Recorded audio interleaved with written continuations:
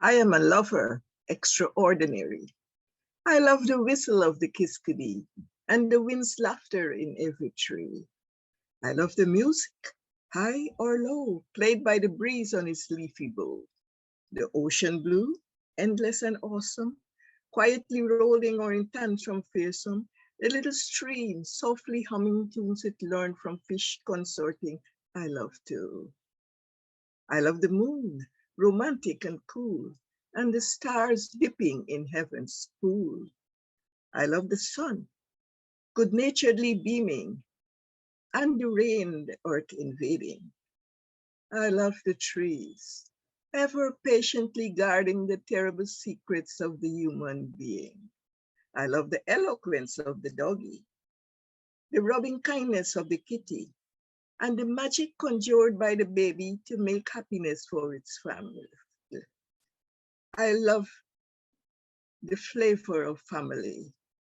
I love the poet's crafty usage of the miracle of language. How the songster with his music tempts my hips and feet to frolic, and how the wily artist captures beauty with just a flourish of his brush. I love the cunning of hand and brain that lowers the sugar from its cane, the flower from its grain, the gold from out its vein, and the crude oil from out its mane. I love how wonderfully I was made to see rivers cascade, made to hear the four winds thundering, made to feel love's warm caressing, made to smell air fresh and crisp, made to taste Mistress Bee's honey. But above all those, I love you. I love your perfume and your smile, the texture of your hair and the twinkle in your eye. And him whose hands created you, I love devotedly too. And when I'm gone, my love will live on, earth and sky circling, life's evils containing, and with the Father meeting for rapture and for love propagating. I am a lover. Try me.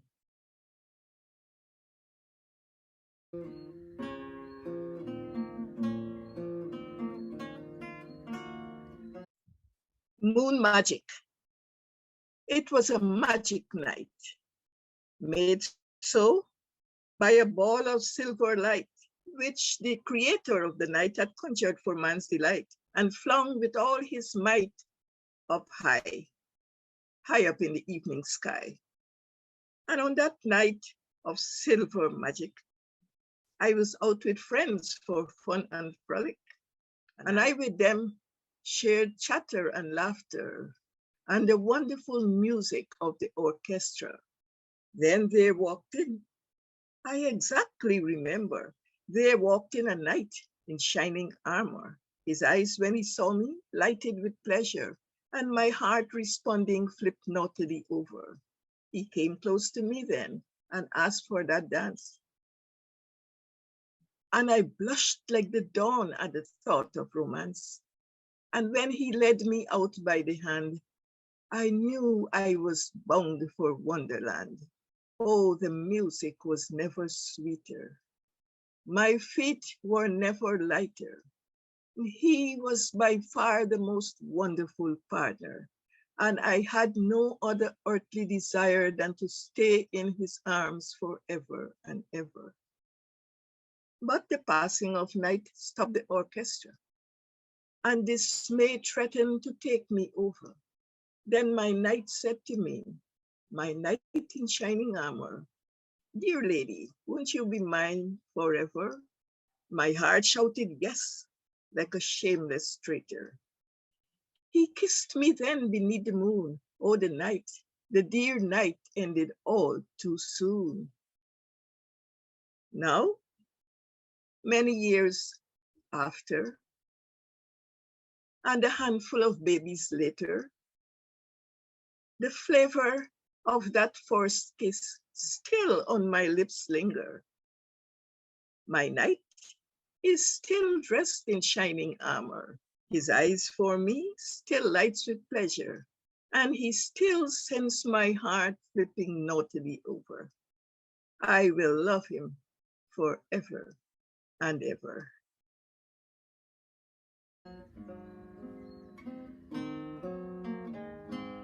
To Love by Lawrence, also known as Charles Byas, 1918 to 1998.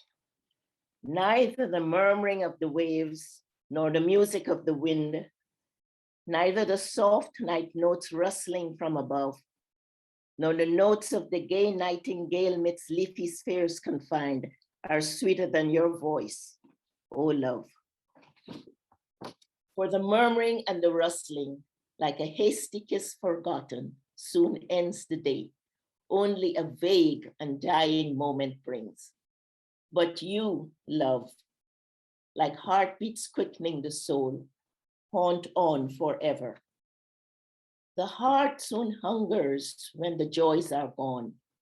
The world is shut out in a passion to sullen night, but love comes in to wake the slumbering morn. But the fretting moon demands her part, and flowers are beautiful with the beauty of a dream. Yet in my heart, O love, you sway supreme.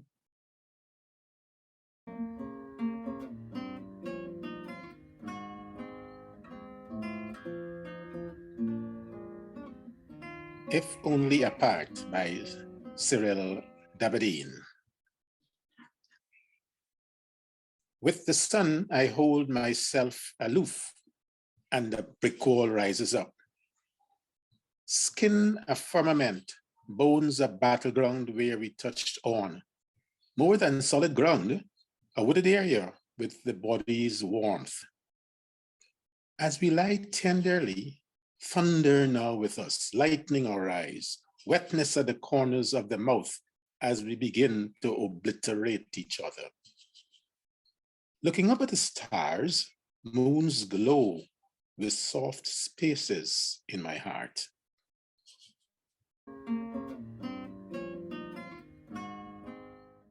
Anniversary. A present for you on behalf of today.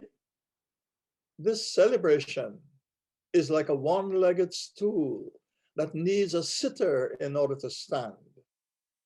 So you must be the sitter and I the stool to recognize this day, any anniversary day spent in stern wonder of a single moment, of indescribable meeting.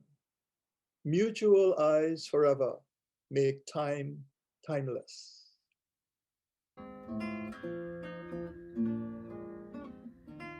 A poem entitled Encounter.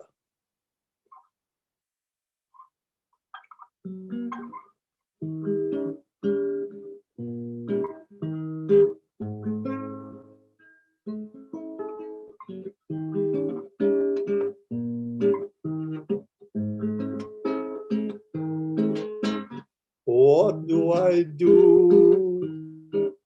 Just wait, she said. What do I do?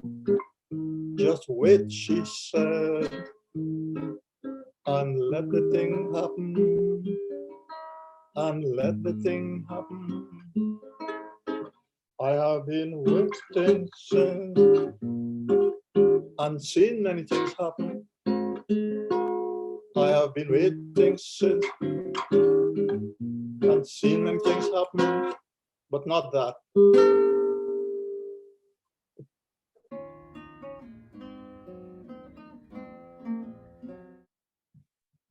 This poem is entitled First Dance. It was written to commemorate the first time I went to a party, which was given by a cousin of mine. And so there's great excitement of going to this first dance in this first party, because then you have to go and dance with girls, you know. So this is a serious occasion. A poem entitled First Dance. An invitation to the party came, all neat, like an egg with a tie. and you felt happy and steady, like that framed photo on the wall. Trembling what ifs and buts attack new dressed up thoughts. What if she asks you to dance? Square up yourself like biscuits. Let yes fall as eager mangoes do. Shoes will move easy as butterflies. Toes wouldn't know where they are. Of course you care. She's with you. Move like a flag on a windy day. Savor the moment eternity long when the song without end begins. For You by Cleveland Hamilton. Suddenly to me you have become precious, like a Mazzaroni diamond, or a pearl in the vast ocean, or the morning star. You are the world, and I am your oyster. From you, a touch, a hug, a kiss carves a jewel of emotion to last a lifetime. A smile is a kaleidoscope of tickling triumph to match a rainbow. A laugh, a gem, forged in the crucible of a chastened fire to fuse my wires. Today's hope is the golden promise of this morning's prancing sun. Tomorrow's fulfillment is the gleaming bundle of rubies in a salver of love. Frustration is the midnight darkness, opaque in the contemplation that perceives no dawn. Dawn is a child of the daylight that dies too soon in a fickle sky. When I was growing up in Dutch Ford near Hope Estate with my grandfather, he was a very kind old man that looked after me, and he was a cane cutter, and I called him Aja. Aja is a Hindi word, means grandfather. So this poem is for my Aja. My Aja. My Aja, handsome, strong, and proud, was an estate monkey in Kotinkuli, banging juice for the White Sahib from sunrise to sunset.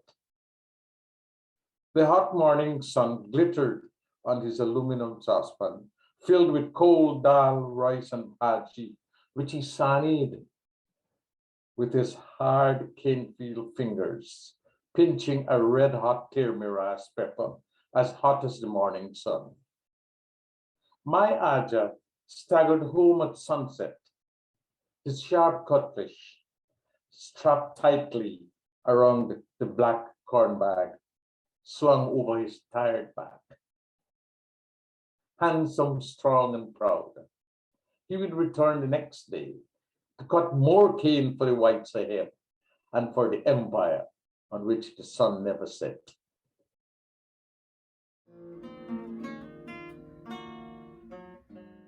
So while my Aja worked in the cane fields, my grandmother worked at home, and women's work was not valued very much during those days because it wasn't kind of rewarded with any kind of pay or so on. But my Aji worked very hard. They had rice fields around the house. So I'd like to read this one about my Aji because I love them, my grandparents that looked after me. My Aji's hands. I can still see her thumbs dancing as they work, her fingers rotating in precise coordination. Those loving fingers bathed in coconut oil, helping each other, moving like a team of dedicated doctors to fix the infants asleep. My Aji's hands twisting the corn bag strainer to squeeze out the coconut milk, leaving the couscous dry, then extracting the last drop of coconut oil, making the chanchi dried and crackle bone. My Haji's fingernails, harder than alligator scales, sporting a permanent yellow from the cutics of the Josia mud. Those curmy hands massage the rice fields of stubborn clay, gently stroking Mother Earth, opening her up for the bare root, she transplanting them, giving life anew, waiting for the bumper crop. My Haji flexing her biceps to make the grass knife sing, grabbing and cutting handfuls of solid 79, cleaner than the red combine. My Haji's hands were sewing hands, scattering the hand to feed the nation and to fatten chickens with her chichi call. My Haji's hands were caressing hands, cuddling and pressing the pink nipples of the buri cow, making milking music, chun chai, in her black saucepan, sweeter than Calypso man. My Haji's hands had barakat, her capstan cup never empty, always glittering with shillings. Those hands washed a million cups, clapped roti enough to feed the world's army. My Haji's hands were small hands like hers, build big nations.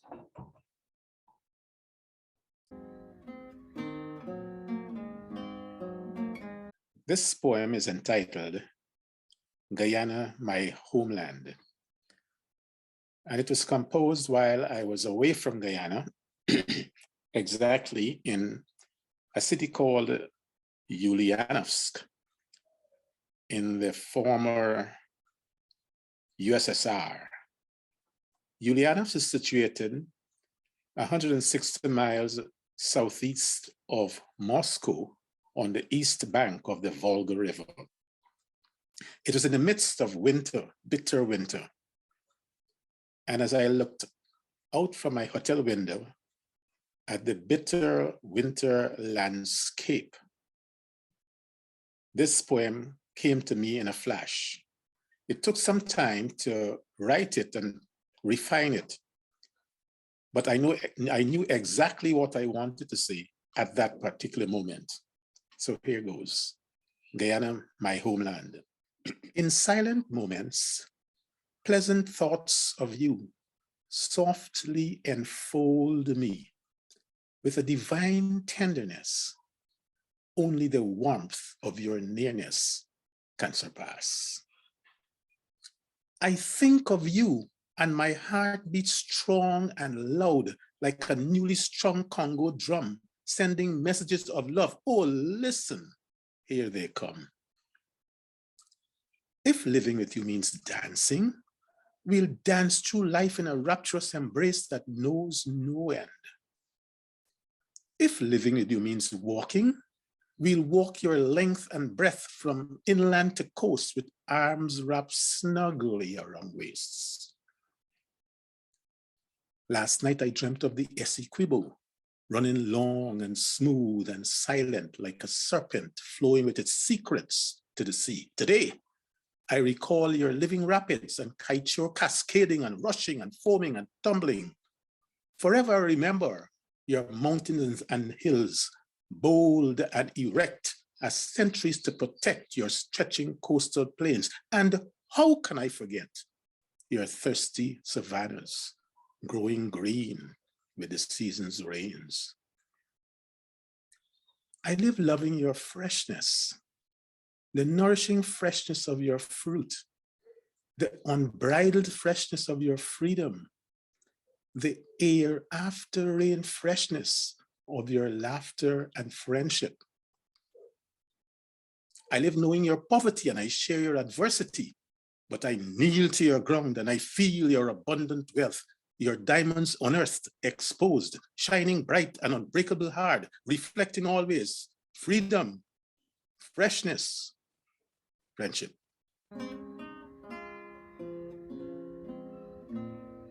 My Darling by Leo Egbert Martin. I saw my darling standing beneath the arbor where a flood of golden sunlight fell and bathed her golden hair. And I loved her more that moment because she was so fair. The purple grapes in clusters hung tempting from the vine, their hearts well nigh to bursting in rivalry of mine. For the joy that burned within me, I could not well define. She knew my thoughts were of her. They lived upon my face, and gladdened from my eyes that loved to feed upon her grace, the gentle outlines of her form once and again to trace.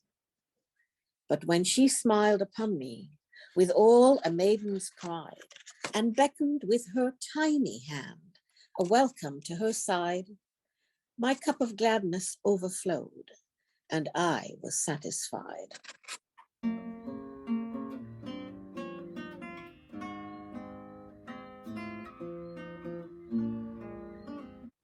Valentine by Ian MacDonald from Poems for Mary.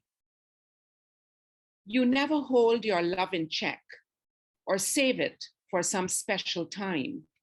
You know love always is appropriate, filled and filling the hours of our lives, unstinted, balancing, reliable, and sweet.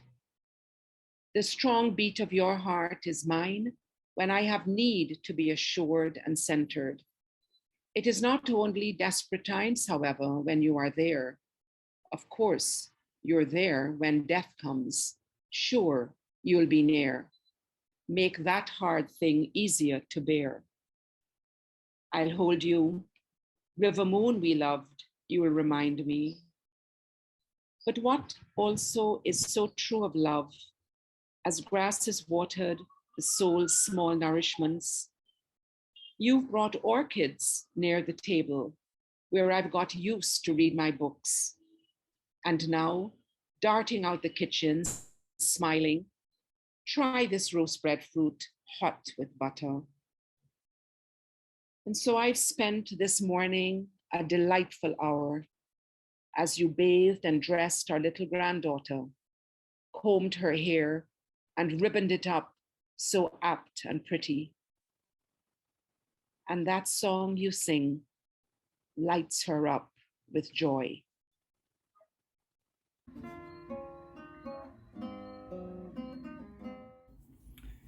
If the Walls Could Talk by Siobhan Miller. I wonder whatever happened to them, the young couple, the man. No, it was the woman. It was the woman. She was carrying a can of paint, and he was walking beside her along that quiet street, a stone's throw from Vlasinjan High Road. Or was it the Guyana Zoo? What happened to them nearly 22 years ago in that quiet suburb? Was the paint daubed on the walls of their starter home aesthetically pleasing at first? Did it get dull with the passing years? Did their passion sink into the pores of the dwelling? What could those walls tell me? Did they make love in every room and every surface every day, wishing the euphoria and the afterglow would linger forever before the stork swooped down and off again? Did its ears bleed at the screeches of mom pleading with the little one to have another bite of some wholesome and savory food? Did it feel the despair of tiny hands scratching away at its surface and reverberating of the scampering of teenage feet and slamming of doors while refereeing bitter battles? Did the walls sense happiness on quiet mornings enveloped by tropical May-June rains tapping on the zinc roof? Did it feel the warmth of entangled legs and the feet on lazy weekends and the rattle of snoring and the occasional peaceful sleeps? Did it become fortified as hushed tones of "I love you" fled from a thought to the mouth, to another's ears and heart? Or did it start to crack and its binding wire exposed when the love grew thin and I love you became infrequent and then non-existent? Did the air become so strained with rehearsed, monotonous conversations? Did the nearby Demerara etch winding tributaries, rendering them castaways on separate islands? I'd like to know. Did the man lose his way and grow weary of life? Did his body and mind surrender? Was it for a time or was it forever? Did she become so entrenched in her passel and become so muddied but muddled her way through, or did it consume her? Did the clink and ricochet of wedding bands on walls and ceramic tiles break months of silence and palpable tension in quiet suburbia, where the walls were a fortress? And did she wait until said bands were forced again, but this time onto middle-aged, engorged fingers? Or did they come to a slow, mesmerizing stop with one final clunk, collecting dust from the wall, and its peeled paint above losing their luster? And what about their brood?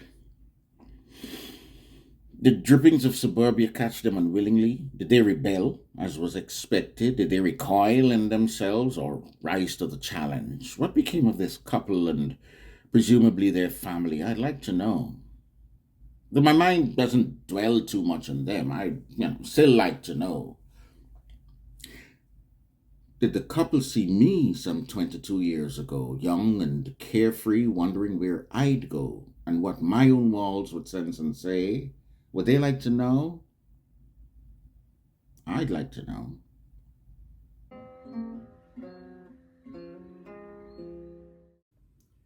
Beautiful You by J.C. Watson. Dark, shy eyes, skin the color of roasted cocoa beans, strong, calloused hands, surety in step and voice. The burdens you think you have is steeped in loveliness.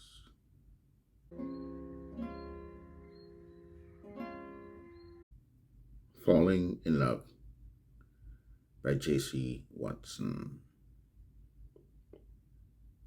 In blind leap of faith, I let go, exhaled, breathed again, as love caught me unaware, standing at the cusp of new beginnings.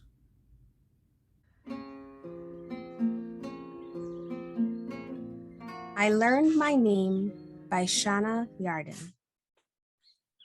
I learned my name when first you called it, and the sound issued forth between pillars of wind and sky. It was when you led me under the dome of understanding, and I looked into the mirror of breath you held so hurtingly inside you, that I was brought into being. Through catacombs of awareness, we spider along, leaving behind us memories, fragile as gossamer webs, while the weeping concave waits like a sage, with wisdom's omniscient patience and grief. A rejected offering, knowing neither how to spend itself, nor how to call my name.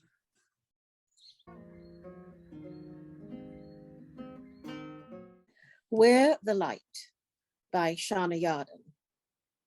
Where the light comes out from behind a gray sky, and the leaves on trees are the color of love, and a certain excitement fevers the land, and your footsteps lead a chorus of doves, I sit with my chin upon my palm, and dreaming, know that I understand the mystery of life and death, the green sea singing to the restless land. And your kiss is a vision of scarlet flowers in the month of May, when they bloom the best. Your hair is the wind bearing fertile showers to scatter in pools in the cleft of my breast. Your name is the curve in the hollow of my mouth. Your sigh is a choir in harmony. Your eyes are the light from behind a gray sky, filtering through eons to rest upon me.